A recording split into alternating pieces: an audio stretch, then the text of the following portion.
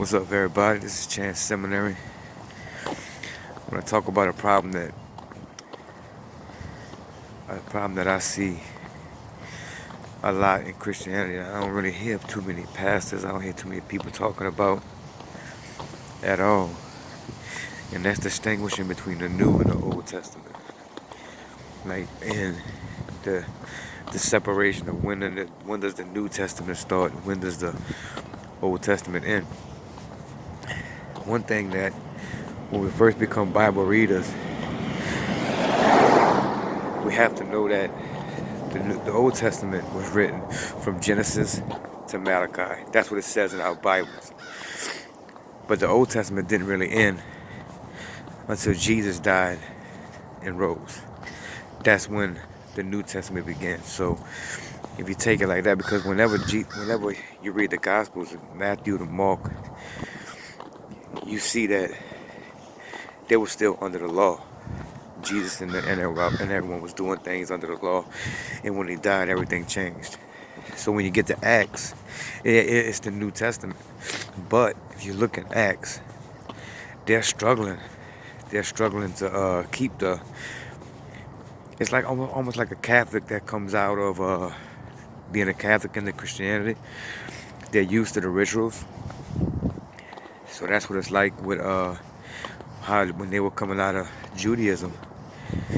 They were so used to the law. That's why you see in Acts Peter doing things that's still under the law when Paul stepped to Peter, because he was so used to being under the law. He was not ready to convert. He wasn't used to it. It took time. So when you read Acts, you got to understand that that's the transition period. That's not really, I mean, it is the New Testament, but you got to give grace because God was still getting them from the old to the new. But when you get to the letters, the epistles of Paul,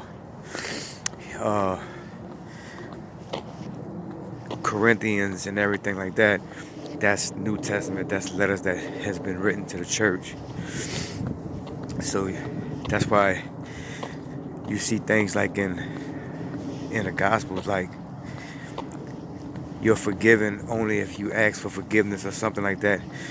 And with the Our Father, you have to know where to separate the old from the new. If not, you're gonna always take back things that's happening. That's why people take things in Malachi and try to put it into the New Testament, like the tithing thing.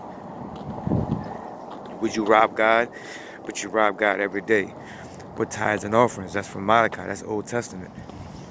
But they never go back to the New Testament when tithing is never mentioned. When they talk about money in the New Testament, they talk about free will giving, which was also in the Old Testament. Tithing was a taxation for the children of Israel to support the priesthood. It's not for today. Today we're under grace, we're under free will giving. So it's a whole new system, and we just need to know where to separate things at. If you don't know that the Old Testament, like the law of Moses wasn't even for us. The law of Moses was for the Jews. Like Paul says in Romans, if you try to put yourself under the law, you become a curse to the law.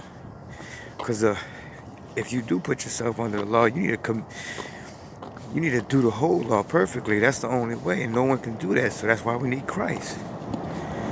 So whenever you're reading the Bible, remember, you have to know where the old ends, and when it does begin, the new begins. You have to know that. Give grace in Acts, but when you get to Romans, that's when Paul starts writing letters to the church, all the way to Revelation. I see that a big problem in the church today, but I just wanted to touch on that real quick. Later, y'all. Preach Christ or die. I love that saying.